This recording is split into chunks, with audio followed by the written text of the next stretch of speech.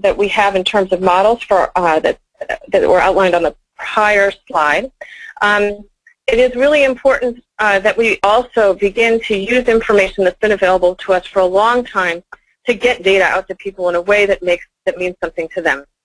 So one of the things that we need to talk about is a way to start to change the model for the National Flood Insurance Program. That's definitely a dialogue that's going on Capitol Hill right now, and it's a very important one.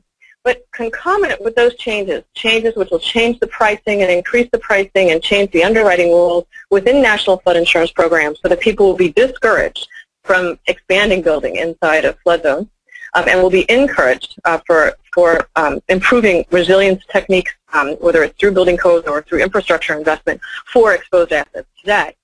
Is to try to make sure that parties, especially homeowners who think about investing in these areas, have a deep understanding in a way that means something to them about how these programs are set up.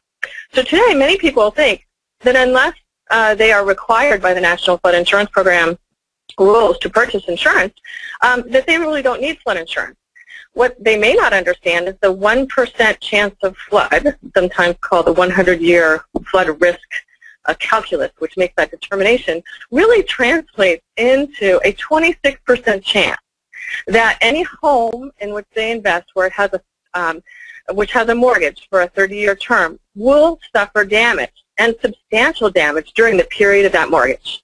Considering the fact that most people who invest in homes today in the United States, or many who do, assume that this is a retirement asset for them, most people, however, if they were presented with an opportunity to invest in any other retirement asset in which they are told that there's a 26% chance that that asset would be substantially impaired during a 30-year investment period, might think a bit differently about how to invest. And this, I think, is something that's very important for municipal planners to consider.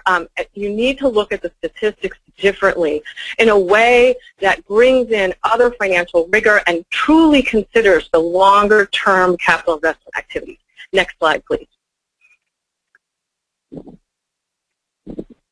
Okay. And so part of that process, I think the other speakers, and next slide, please, have mentioned, has been this assessment process. And we need to, in the assessment process, you need to look at vulnerability, feasibility, capacity to adapt costs and benefits. And if you go to the next slide, please, I want to talk about some of these new tools for my last couple of slides. So historically, most of the models that have been provided and made available to municipal planners and to others have been regional models looking at the potential for frequency and severity of losses over a giant region. And those regions have not corresponded or been coextensive with municipal decision-taking.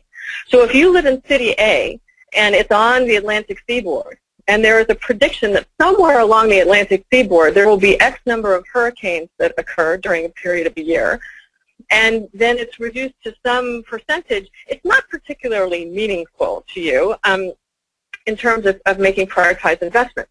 However, there are several types of models which are now integrating existing physical impact data with economic impact data, and then overall with tax roll data, which are allowing multiple scenario building assessments to be done. I think Liza referred to one of those. But these particular types of adaptation models are becoming increasingly available